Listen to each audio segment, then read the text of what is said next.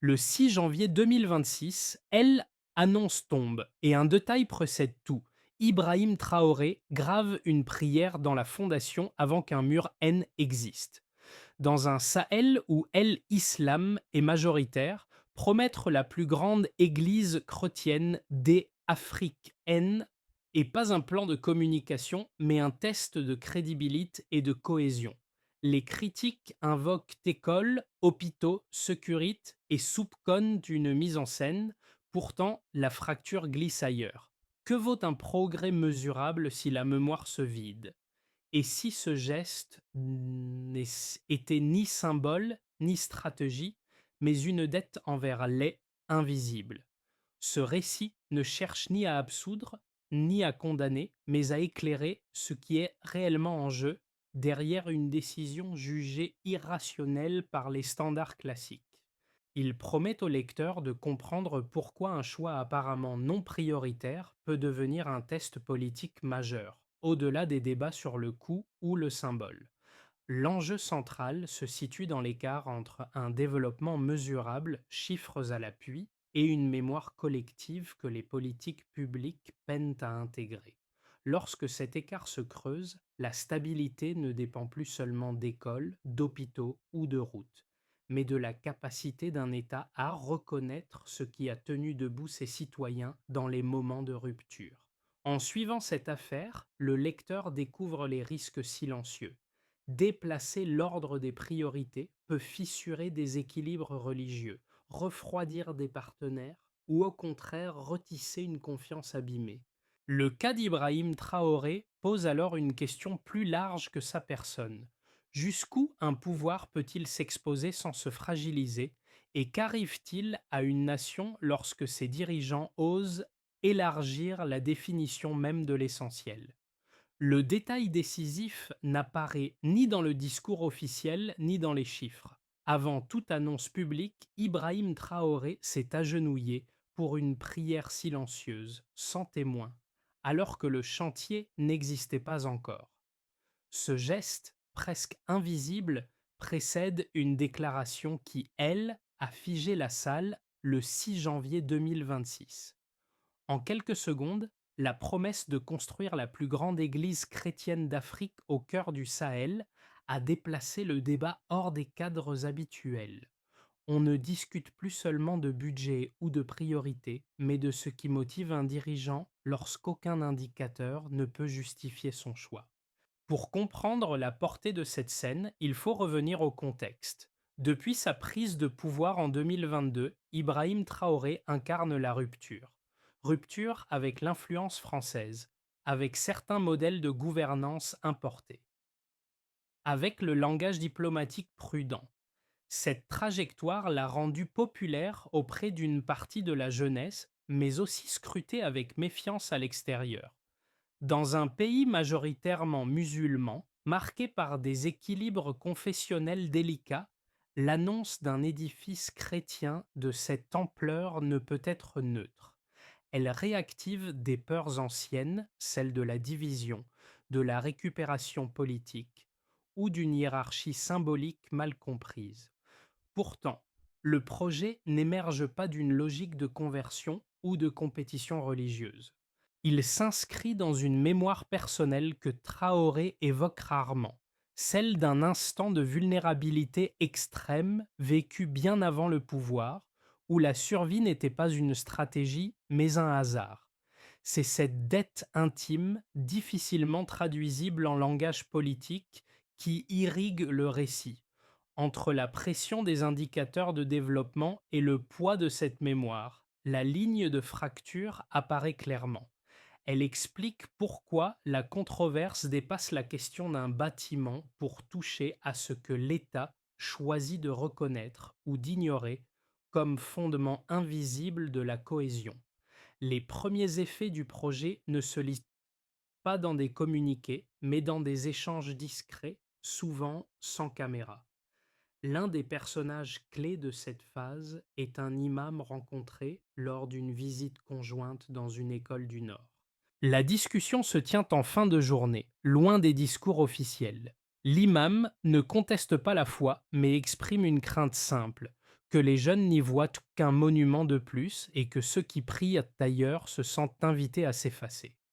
Cette mise en garde marque un tournant. Elle oblige Ibrahim Traoré à déplacer son regard, non vers l'intention, mais vers l'effet produit. Un autre témoignage vient d'un officier musulman du régiment de Kaya, formé dans une culture républicaine stricte. Il ne comprend pas le projet, mais reconnaît chez le président un regard familier, celui de quelqu'un qui a frôlé la mort et refuse de trahir la main qui l'en a tiré. Ces paroles, rapportées sans emphase, révèlent une première conséquence concrète. La controverse cesse d'être purement idéologique, elle devient relationnelle. On n'adhère pas, mais on écoute. On ne soutient pas, mais on suspend le jugement. À ce stade, l'impact est modeste mais réel. Certaines oppositions frontales laissent place à une vigilance attentive. Des responsables religieux, chrétiens comme musulmans, cessent d'attaquer l'intention pour interroger la proportion et les garde-fous. Ce glissement est crucial. Il montre que le projet commence à agir comme un révélateur, exposant les lignes de confiance et de méfiance qui traversent la société burkinabé. Cela montre une chose: avant même d'exister physiquement, l'initiative teste la capacité du pays à discuter sans se déchirer. L'annonce publique agit comme un déclencheur immédiat. Le 6 janvier, lorsque Ibrahim Traoré prononce l'intention de construire la plus grande église chrétienne d'Afrique, la salle reste figée.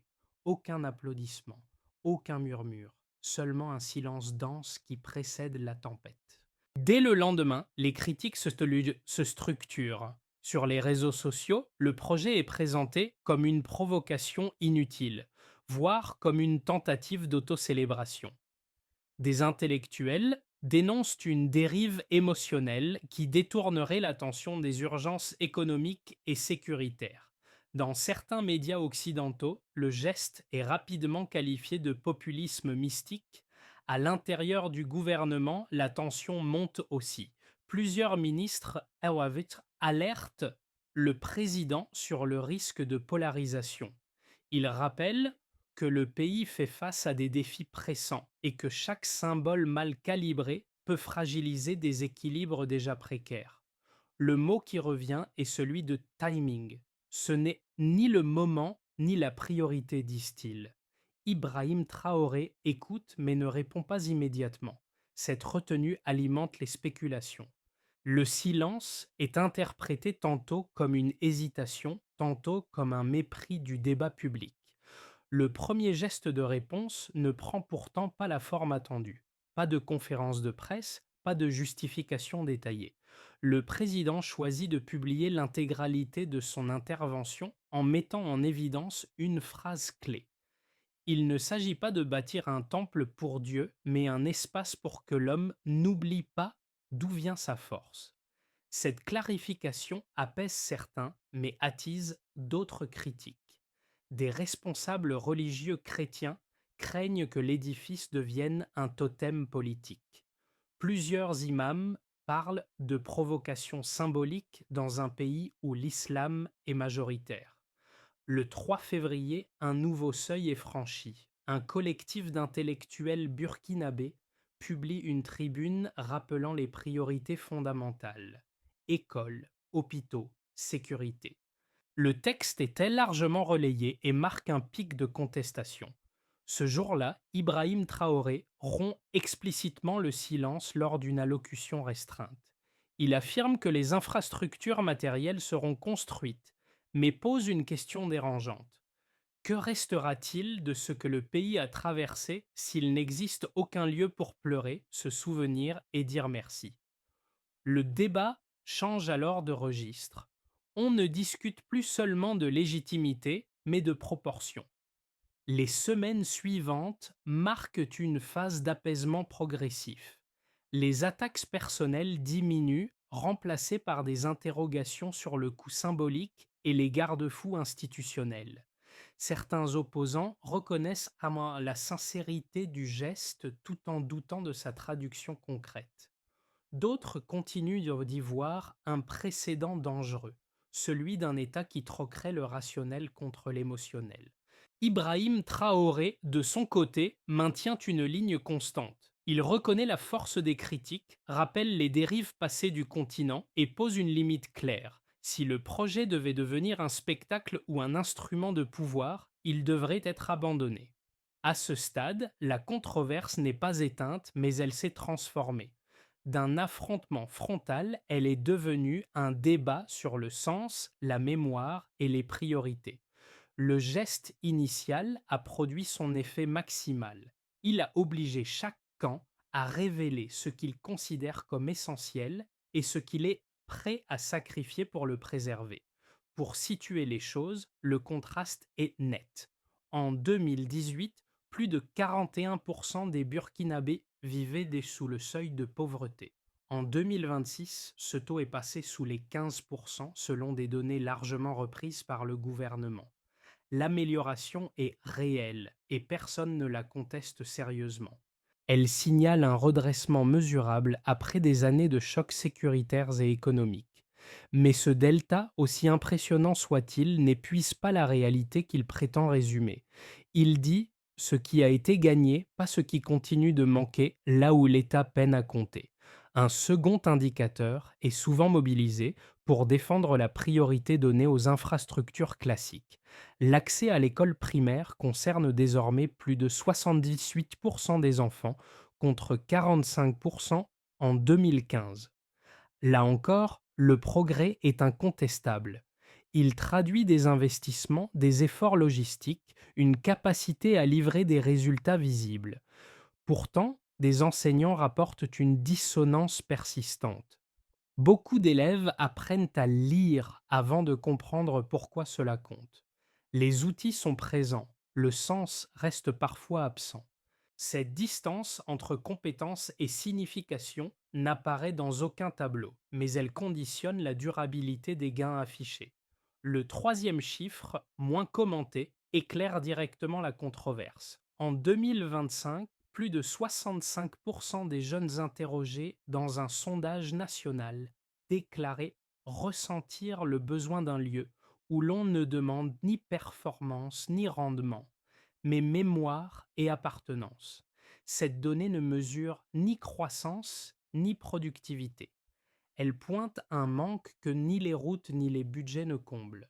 Elle aide à comprendre pourquoi un projet symbolique, même contesté, peut entrer en résonance avec une partie de la population. Ces trois repères chiffrés dessinent un paysage paradoxal. Les indicateurs de développement progressent, parfois rapidement, mais ils laissent torchant des dimensions essentielles de l'expérience sociale. Dans certaines régions, notamment la boucle du Mouhoun ou le Sahel profond, la peur des attaques, des déplacements et du vide démographique continue de structurer le quotidien. Les moyennes nationales masquent des poches de fragilité où la réussite statistique coexiste avec un sentiment d'abandon. C'est dans cet interstice que le débat sur le projet prend racine. Ibrahim Traoré s'appuie sur ces contrastes pour défendre une idée simple mais politiquement risquée. Le déficit spirituel peut miner une nation aussi sûrement qu'un déficit budgétaire. Il ne nie pas l'importance des chiffres, ni leur utilité pour guider l'action publique. Il affirme toutefois qu'ils ne disent pas tout, et qu'un État qui se limite à ce qu'il peut mesurer finit par ignorer ce qui maintient la cohésion lorsque les indicateurs vacillent. Cette position ne remplace pas les priorités matérielles, elle les met en tension. La preuve quantitative, ici, ne tranche pas le débat, elle l'encadre. Elle montre que le progrès existe, mais qu'il laisse derrière lui un reste non quantifiable. C'est précisément ce reste que le projet prétend adresser. En confrontant des données positives à des besoins invisibles, la discussion quitte le terrain du pour ou contre pour entrer dans une question plus dérangeante. Que choisit-on de considérer comme une réussite? Et à quel moment les chiffres cessent-ils d'être suffisants pour gouverner? Les opposants les plus structurés formulent deux arguments solides. Le premier concerne la hiérarchie des priorités. Dans un pays encore exposé aux violences, aux déplacements et à la fragilité des services publics, chaque énergie politique devrait, selon eux, être orientée vers la sécurité, l'emploi et les infrastructures vitales. Un projet symbolique de grande ampleur, même financé sans ponction directe, mobilise du capital politique, de l'attention médiatique et du temps administratif.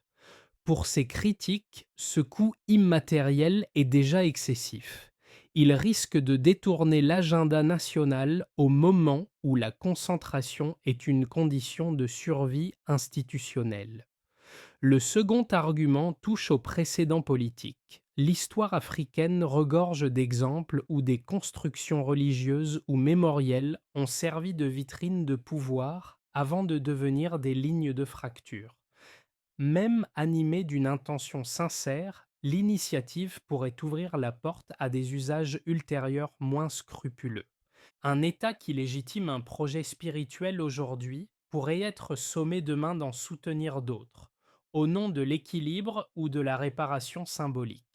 Ce glissement inquiète ceux qui défendent une séparation stricte entre gouvernance rationnelle et expression de la foi.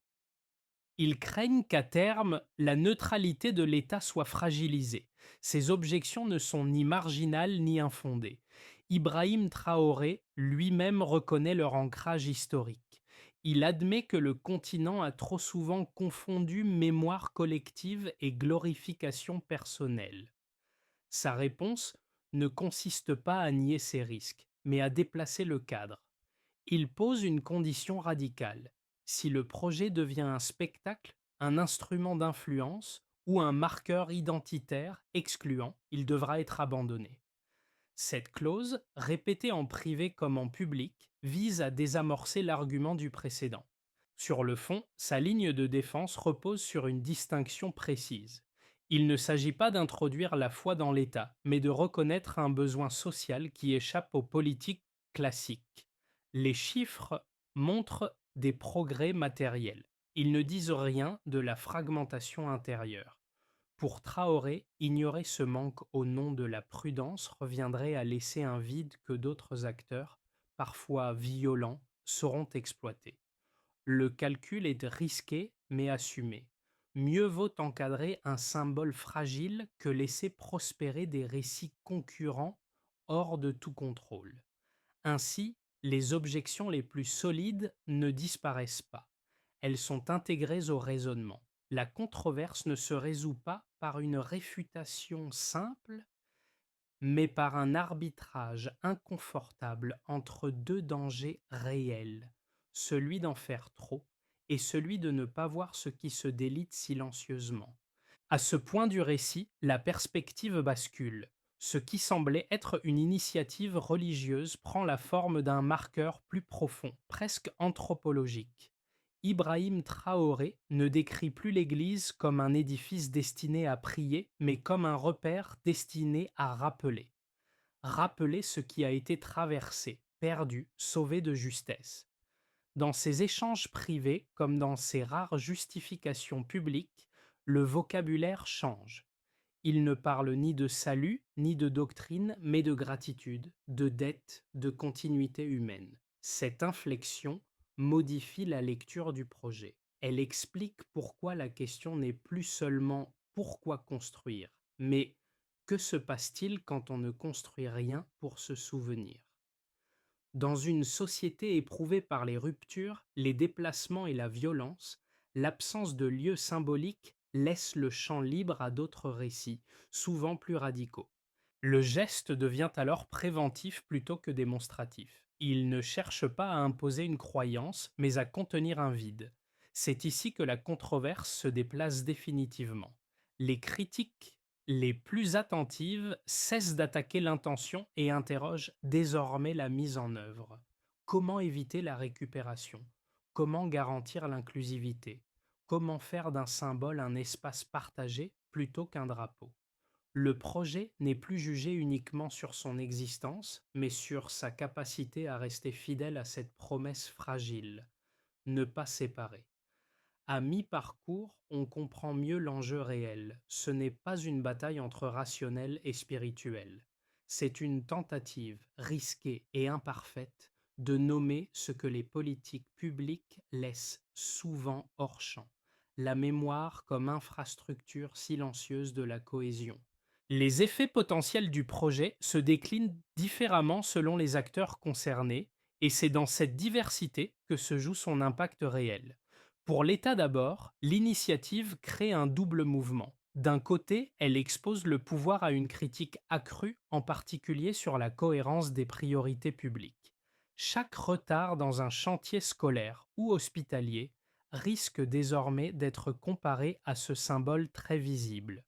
De l'autre, elle offre à l'exécutif un langage nouveau pour parler de cohésion, non plus seulement en termes de sécurité ou de croissance, mais de mémoire partagée. Ibrahim Traoré assume cette tension, conscient qu'elle peut renforcer ou fragiliser la légitimité institutionnelle selon la manière dont elle est gérée. Pour les acteurs économiques, les réactions sont contrastées. Certains partenaires techniques et financiers redoutent un signal brouillé. Ils craignent qu'un projet à forte charge symbolique soit interprété comme un glissement vers l'émotionnel, susceptible d'inquiéter des investisseurs attachés à la prévisibilité. D'autres, au contraire, explorent comme des opportunités périphériques. Ils évoquent un écosystème possible autour de la mémoire. Tourisme discret, formation artistique, valorisation patrimoniale, à condition que la gouvernance soit claire et transparente. Une entreprise locale du bâtiment a déjà proposé de fournir des matériaux de base sous réserve d'un calendrier public et d'un contrôle citoyen. Ici, la conséquence n'est pas automatique, elle dépend des garde-fous mis en place. Du côté des citoyens, l'effet est plus diffus mais profond. Beaucoup ne se reconnaissent pas dans la dimension religieuse du projet, parfois même s'en méfient. Pourtant, nombre d'entre eux disent en comprendre le ton du geste. Des infirmières, des enseignants, des agents municipaux évoquent moins la foi que la reconnaissance du deuil et de la fatigue collective. Dans des régions marquées par les disparitions et les déplacements, l'idée d'un lieu où l'on peut se souvenir sans performance ni injonction trouve un écho inattendu. Ce soutien reste prudent, souvent silencieux, mais il existe. Il révèle une attente rarement exprimée dans l'espace public. À l'échelle régionale, enfin, le projet est observé avec attention. Certains dirigeants voisins y voient un risque de contagion symbolique dans des contextes confessionnels sensibles. D'autres perçoivent une ouverture diplomatique inédite, fondée non sur la force ou l'idéologie, mais sur la reconnaissance des pertes partagées. Un responsable nigérien a résumé cette ambivalence en privé. Beaucoup de pays ont perdu des villes. Peu ont osé en faire des lieux de mémoire plutôt que des bastions. Cette lecture régionale donne au projet une portée qui dépasse largement les frontières burkinabées. Ses conséquences ne sont ni toutes positives ni toutes négatives. Elles dessinent un champ de possibles, conditionné par la cohérence des actes à venir. Si la transparence faiblit, le symbole se retournera contre son initiateur. Si l'inclusivité est tenue, il pourrait au contraire renforcer un tissu social éprouvé. À ce stade, une chose est claire, le débat n'est plus abstrait. Il touche des administrations, des entreprises, des citoyens et des voisins. La question centrale devient alors très concrète. Qui paiera le prix d'un échec et qui bénéficiera d'un succès mesuré autrement que par les chiffres? Dans un premier scénario, le plus probable, tout repose sur une progression discrète et encadrée. Le chantier démarre avec une visibilité médiatique minimale, sous supervision civile et interconfessionnelle. Les débats persistent, mais se concentrent sur le coût symbolique plutôt que financier. La population observe sans enthousiasme excessif ni rejet massif. Dans ce cadre, Ibrahim Traoré parvient à maintenir l'équilibre. Le projet avance lentement sans devenir un totem politique. La controverse s'installe dans la durée mais reste contenue. Et l'initiative agit surtout comme un révélateur des attentes sociales sans provoquer de rupture majeure. Dans un deuxième scénario, plus sombre, tout s'enclenche à partir d'un incident périphérique. Une rumeur de réquisition foncière contestée, un discours religieux mal interprété ou une prise de position maladroite suffisent à rallumer les tensions. Des figures religieuses s'opposent publiquement, alimentant l'idée d'un agenda caché. Le projet se fige, pris en otage par une bataille rhétorique qui le dépasse. Dans ce cas, l'Église devient un fardeau politique. Elle fragilise d'autres réformes en cours et entame le crédit du pouvoir, non pas pour l'intention initiale, mais pour l'incapacité à contenir les effets secondaires. Le symbole, censé apaiser, devient un point de fixation des colères. Dans un troisième scénario, plus favorable mais incertain, tout suppose un déplacement profond de la gouvernance du projet. Le chantier est transformé en espace d'expérimentation démocratique. Jeunes, artistes, croyants de différentes confessions y participent dans un cadre transparent. Le lieu cesse d'être perçu comme une construction religieuse classique pour devenir un repère de mémoire partagée. Une pédagogie du sacré non dogmatique et ancrée dans l'histoire vécue du pays émerge progressivement. Dans cette configuration, l'initiative ne divise pas, elle offre un langage alternatif à une jeunesse souvent exposée à un discours du pouvoir dur et vertical. Aucun de ces scénarios n'est aisément garanti. Ils dépendent moins de la foi que de la méthode. La question clé n'est pas de savoir lequel se réalisera, mais quel critère guidera les décisions à venir. Si le projet est évalué uniquement à l'aune de son efficacité immédiate, il échouera probablement. S'il est pensé comme un processus fragile, conditionné par l'écoute et la transparence, il peut ouvrir un espace inédit.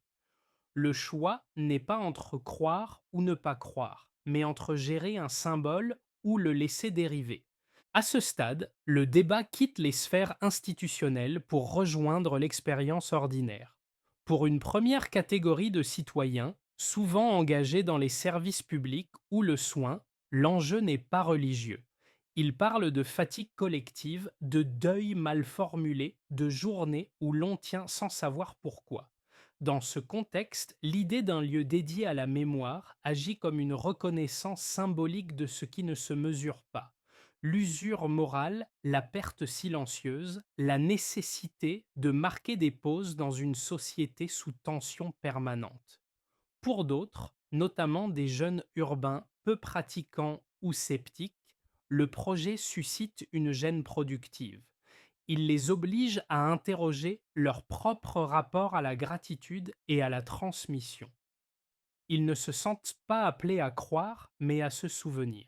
Beaucoup disent ne pas vouloir d'un monument imposant, mais reconnaissent l'absence d'espace où l'on puisse déposer une histoire personnelle sans justification.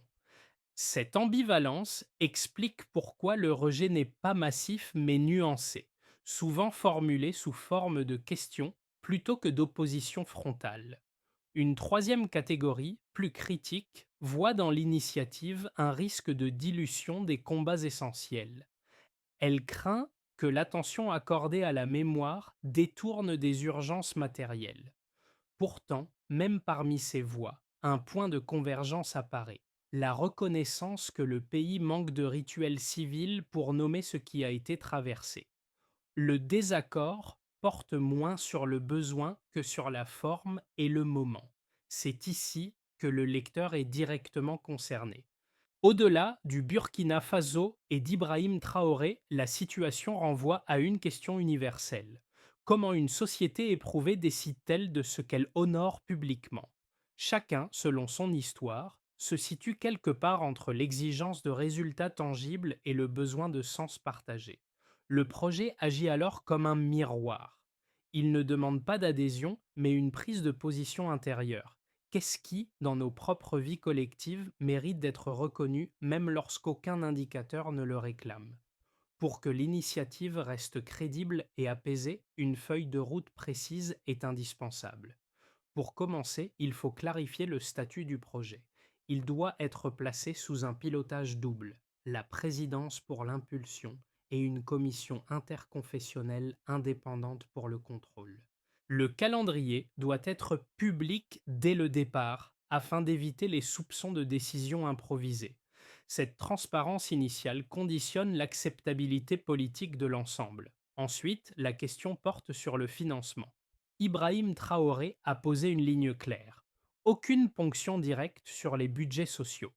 Les ressources doivent provenir de partenaires privés, de la diaspora et de contributions volontaires, réunies dans un fonds dédié soumis à des audits publics trimestriels.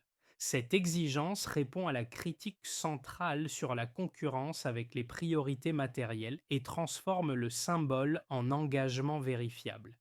Après cela, l'inclusivité doit être protégée dans la durée. Un conseil de sages, religieux et laïcs aurait pour mission de veiller à la narration du projet. Concrètement, cela implique d'intégrer les récits de toutes les communautés touchées par les violences et les déplacements afin que le lieu ne soit jamais perçu comme l'expression d'une seule mémoire. Le symbole n'est viable que s'il reste partagé. Puis, il faut encadrer le chantier comme un espace d'apprentissage. Des programmes de stage, de visites guidées et d'ateliers de mémoire peuvent être proposés aux jeunes en partenariat avec des ONG et le ministère de la Jeunesse. Le chantier devient alors un processus éducatif et non une simple construction. Enfin, il faut penser à l'après. La gestion du lieu, une fois achevée, devrait relever d'une fondation citoyenne multiconfessionnelle, chargée d'une programmation sobre et d'une évaluation continue. L'objectif n'est pas de réussir un chantier spectaculaire, mais de bâtir une mémoire durable. À ce stade, la question n'est plus idéologique. Elle porte sur la capacité collective à tenir ses engagements dans le temps. La scène qui revient presque intacte est celle évoquée plus tôt, sans caméra ni témoins officiels. Un imam, une fin de journée, et cette phrase murmurée: si ce lieu sépare, il faudra l'abattre. Ce rappel donne sa tonalité finale au projet. Il ne s'agit pas d'un édifice destiné à durer coûte que coûte, mais d'un geste conditionnel, suspendu à son effet réel sur les vivants. En revenant à ce moment, le récit se referme sur ce qui l'a ouvert. La fragilité assumée d'un choix qui refuse la certitude. Ibrahim Traoré n'apparaît alors ni comme un bâtisseur sûr de lui, ni comme un stratège cherchant l'adhésion. Il se présente comme quelqu'un qui se souvient à voix haute, conscient que ce souvenir peut déranger. Cette posture, rare dans l'exercice du pouvoir, explique autant l'adhésion prudente que la méfiance persistante. Elle transforme le projet en aveu plutôt qu'en démonstration. Un aveu adressé à ceux qui croient autrement, mais aussi à ceux qui ne croient pas du tout. Le motif de la mémoire traverse ainsi tout le parcours. Il relie les chiffres au silence, les progrès au manque, les institutions aux trajectoires individuelles. La phrase qui pourrait résumer cette histoire tient en peu de mots. La gratitude n'est pas une posture, c'est une boussole. Elle ne garantit ni le succès, ni la paix, mais elle oriente. Dans un contexte de pouvoir dur et de langage tranchant, ce choix d'orientation constitue déjà un déplacement. C'est peut-être là, plus que dans la pierre à venir, que réside l'essentiel. La fin de ce parcours ne cherche pas à conclure, mais à ouvrir. Le projet porté par Ibrahim Traoré ne demande ni approbation immédiate ni rejet réflexe. Il invite plutôt à déplacer le regard. Au lieu de s'arrêter à la question de savoir si une telle initiative est rationnelle, peut-être faut-il interroger ce qu'elle révèle de notre définition du progrès. Une société peut-elle avancer uniquement à partir de ce qu'elle mesure, ou doit-elle parfois reconnaître ce qui l'a porté quand tout vacillait? Pour certains, cette histoire agit comme un miroir inconfortable. Elle rappelle des pertes jamais nommées, des dettes jamais formulées, des moments où l'on a survécu sans pouvoir expliquer comment. Pour d'autres, elle pose une question civique. Comment construire des espaces communs sans les transformer en instruments de pouvoir? Aucun de ces questionnements n'appelle une réponse simple, et c'est précisément ce qui leur donne du poids. Observer cette controverse, c'est aussi accepter qu'un débat puisse rester ouvert sans être stérile. Que l'on adhère ou non à l'initiative, elle oblige à penser la mémoire comme un enjeu politique à part entière. Reste alors une interrogation laissée volontairement en suspens. Dans nos propres sociétés, qu'avons-nous choisi d'honorer publiquement et qu'avons-nous appris à taire pour avancer plus vite?